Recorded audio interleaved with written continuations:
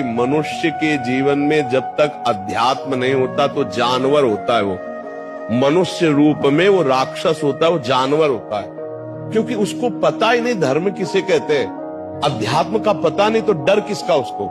देखो, डर जब तक भगवान का और धर्म का नहीं होगा तब। हम एक किसान की बात करें, उसने 100 रुपए का गेहूं बेचा और 110 रुपए आ गए उसके पास। तो जब घर में गिना गया तो 110 रुपए थे।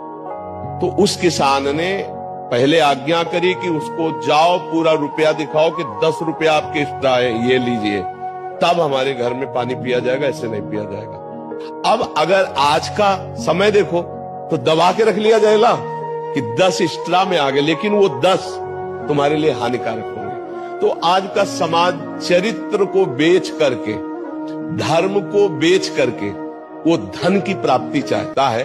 पहले था सर्वस्व